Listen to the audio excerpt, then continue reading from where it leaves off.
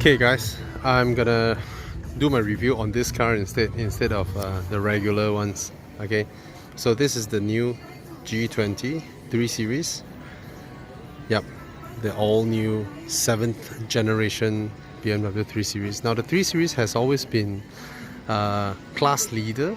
I mean, back in 2008 Audi launched the A4 and it gave this car, it gave the 3 Series a huge challenge back then. Okay, and the E90 was, I mean, according to a lot of reviews, I mean, a lot of people say that, oh yeah, that car is better than the E90. But of course, because of the generation gap, right, you have the E90 like that, and then the A4 overlap it, and then in 2013 or 14 was it, the C-Class arrived, and the C-Class gave the F30 a huge challenge. In fact, in Malaysia, you saw a lot of people pick up the C-Class, right? But of course, BMW Malaysia managed to fend off the challenge by having the PHEV, right? The plug-in hybrid with the tax incentive and all that. So let's have a proper look at the car. So you see a very wide grille up front, and it became like you see that the little kink here and here that gave it its kidney grille identity has gone to just a little bit of a notch, right? The middle part is now the same element as the whole grille. It's no longer a body panel color element. So this is how they make the whole grille to look more uniform and wider. It gives the car a much wider stance, right? And then the headlamps connect in just like the F30, and you can see the grille is shut off now. But when you drive, the car needs to breathe more air, and then it will open up, right?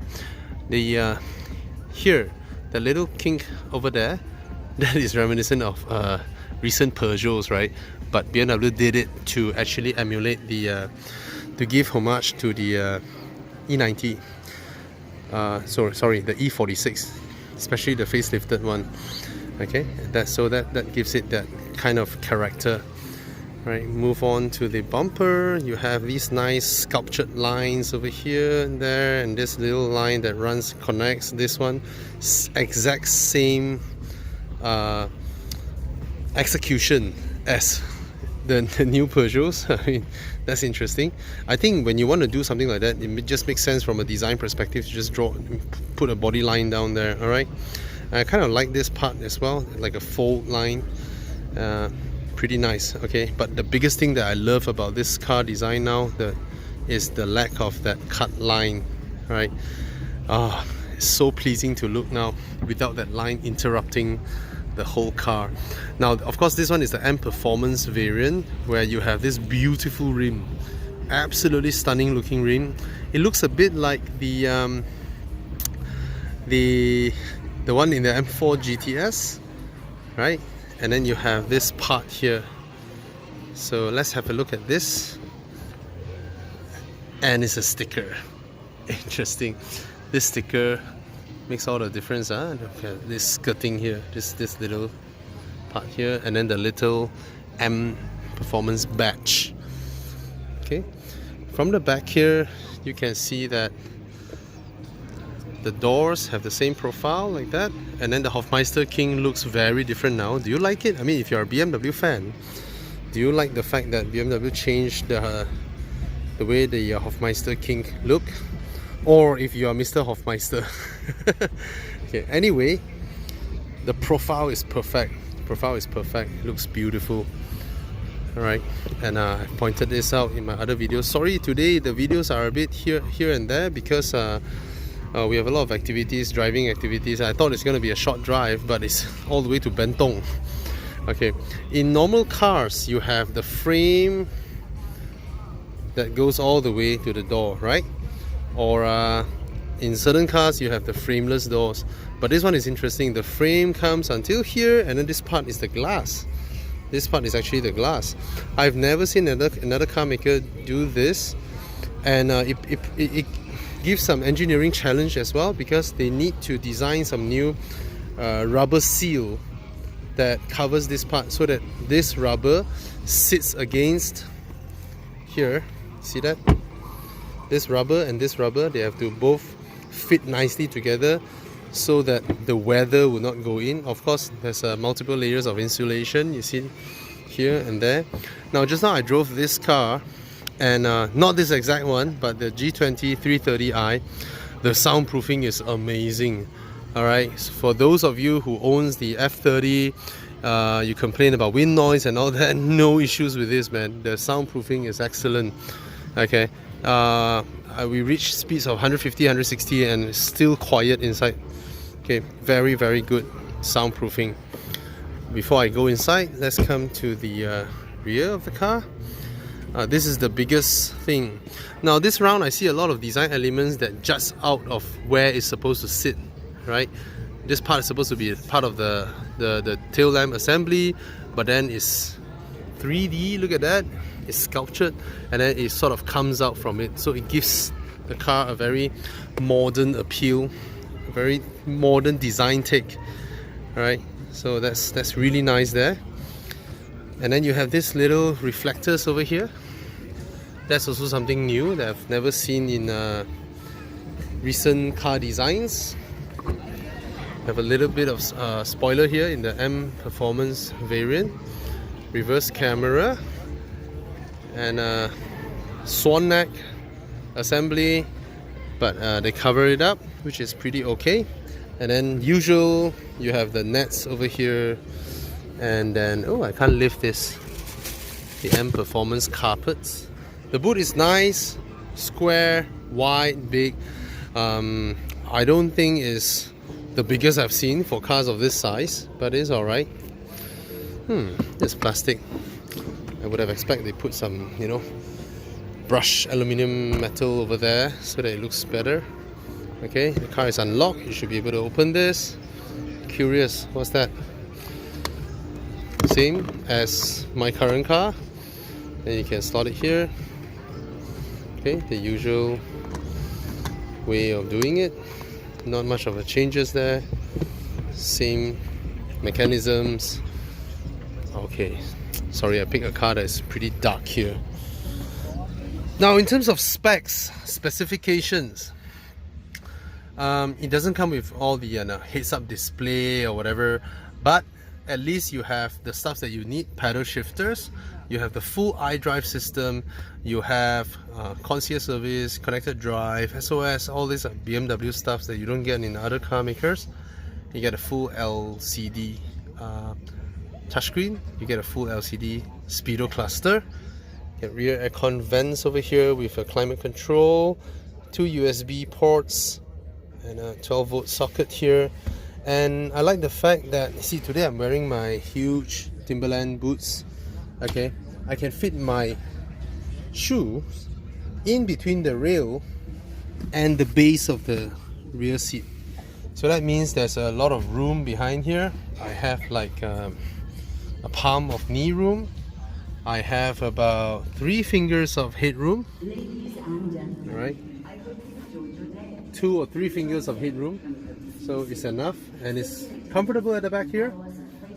And it's alright. Let me close the door.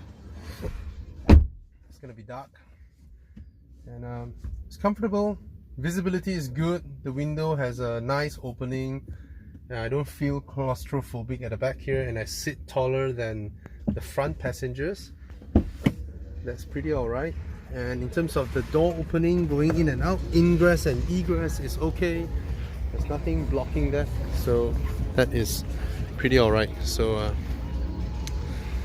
yeah, you see the seats don't sink in, you know, it's almost on the same level, and it has a nice curvature at the back here, so it's comfortable for long distance journey. Coming to the front, okay, the doors open wide, both front and rear doors, right? But I wonder why they didn't do the door like open 90 degrees, you know. It's possible, it's totally possible. This one is wider than this. This one is like, I don't know, 80 degrees, something like that. Okay. The build is of course solid. Those who have sat in the new 5 Series, you would have known. Okay, those who have sat in the new 5 Series would have known that BMW now built some of the most solid interiors. Now I like this part. The speaker grille doesn't look like a separate element. Alright, it looks like it's molded together with the door plastics. So this is the nicest plastic speaker grille that I've touched. Alright, and a little bit of curve here so you can put your palms in. It's comfortable long distance journey. And then you have leather over there. Coming here. Now what I'm surprised, what's not present on this car is, do you remember how European cars have the inlays that runs over the doors? Right? The inlays are not, they don't run over the doors now. Right? I'm surprised they decided to take away that. But of course, it's here nonetheless. Some textured metal surface kind of material. Very popular now. People use that very sparsely now. The whole dashboard is of course soft touch, you know, proper materials. And okay, side lights on. And then the steering wheel, the usual BMW steering wheel, huge, chunky, very thick girth, very nice to hold.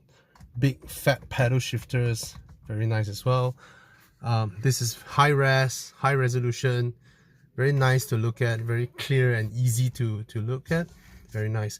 And what's the difference with this compared to the 7 Series that I last time? I hope see, you can't touch the screen anymore, you can't poke it, you know, and press it in like that. Some of the switch gears, the little knob here, the volume knob on the steering wheel, and this little toggle doesn't feel high quality enough. It feels like just one rubber piece. Okay, another big departure here. You don't have that little turn knob anymore to operate your, I don't know why they go and reinvent the wheel. Every European car maker has gotten used to touching that, but of course this one, maybe they want us to use the automatic one. Alright, and this compartment, not very big, but enough for your smart tag and all that. Cannot beat the one in the A4. The A4 one, my entire forearm can go in. I don't know why. Alright, so wireless charging over here, cup holders, proper normal USB port, not the USB-C, and this part is unique. Okay, and then the touch sensitive buttons are here. Okay, and then the new iDrive. Now this whole panel, I know because they designed it so that it's interchangeable between cars. I have some reservations with the tactile feedback of these buttons, you know. It's not as nice to press as per older BMWs, but it's also a clean, smooth surface so that no dust will go in between the buttons. So and it's easier for them to insulate if you have water, you spill your water and anything, or your drinks and all that, right? It's easier to wipe it off, you know, instead of the drinks going in and then gets it all sticky and all that. So in terms of maintenance, in terms of warranty claims, maybe this is a huge departure or improvement. Now the gear knob is designed this way so that this part is interchangeable with those higher rank BMWs where they have the crystal knobs and all that. This part is clearly plastic. It is a gloss plastic, and I kind of have this feeling that after a while it's gonna get scratched up. I may be wrong, but so far the tactile feel of the material just doesn't feel like, you know, if it's glass it's very smooth, it's nice, but if it's plastic, just let it be a proud piece of high quality plastic like the current BMW gear knobs. It's a new design, I can't complain anymore because the old one will not be here anymore. Very wide center console armrest, okay, with another USB-C port here. So you have two USB-C behind, one here, one normal USB port there. Okay, this one doesn't slide or do anything, it just closes. Covered in felt, the size is alright. And again, no sunglass holder. Ladies might not appreciate this because the only compartment you have is this one, And the cup holders are not, it's not like you can take out something to make it into a compartment, right? But nonetheless, I can't complain much because this is still a huge compartment. This is still a huge compartment. The door pockets are highly usable, highly functional. Yeah, can't complain about that. Cruise control you have, but unfortunately it's not those radar adaptive type. Okay, and then you can toggle between different stuffs. I kind of prefer the one from the Mercedes where they have the little touch sensitive little but scroll button. That implementation is fantastic. It's so easy to use. It's very nice. This one is a bit of a mixed bag here now. I mean, it's still a very well designed infotainment system, but because of the fact that it now has touchscreen, and somehow they changed the, in terms, remember the little panels over there? Maybe it's a setting, I may be wrong, but I'm not sure. Now it's almost like it has a widget kind of stuff over here. Okay, you can go with car. Still easy to use because it's still a linear system where you have the click wheel, you know, you scroll up and down, you click, and then you go into the next menu, and then you go into the next menu. But in the world of touchscreen, you don't need this anymore, right? You can go direct into certain functionalities. So now you have all this drag down. So it takes a bit of getting used to now compared to other touchscreen systems. This one is a mixture because the UI need to cater for touchscreen and needs to cater for a click wheel. Okay, this one same as the one from the 8 series, very high quality knob over here. Comparatively with other buttons, a bit of out of place. They could have just have this entire row of buttons in this material, then it will feel good. But of course these are standard in cars, and this might be optional. No way lah, these are standard as well. So I don't know why they segregate the different material quality. It's unnecessary. You can just have this material run all the way. Alright, so that's the interior. Very quick because actually not much to explore. You have everything here. Okay, so the other part is the engine. How does the engine perform? Fantastic. The engine, the 258 horsepower, 400 Newton meter engine is just brilliant. Okay, and how does the car drive? It's a BMW. Do you need more? Okay, let me give you a perspective. The F30 started life in 2012 as a very bumpy, you know, sporty driving car, but in its facelift, they have thoroughly updated the suspension and all that, right? It has become one of the cars with the best suspension setup. You know, it's comfortable, it's chuckable, it's nice. This one, right, they up the responsive front end. They up it all the way to 11. Basically, the front end of this car, right, is now so agile.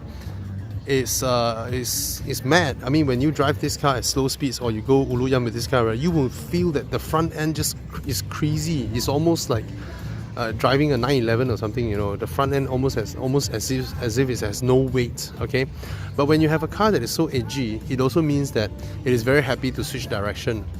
And on high-speed cruising, you will feel that the F30 is more planted, I would say, compared to this. This one is very edgy. And then the suspension setup of this, the one that we get, of course the one we get has all, I mean, run flats and all that, right?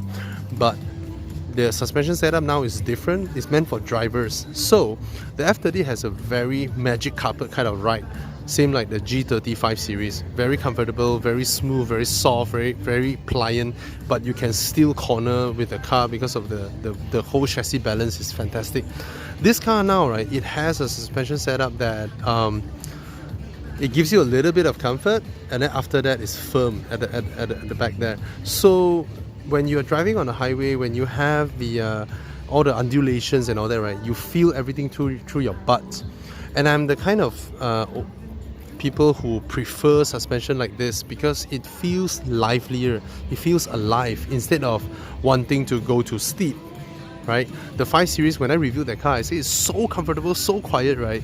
I happen to drive that car just like when I drive a Camry because it's so comfortable, it's so smooth.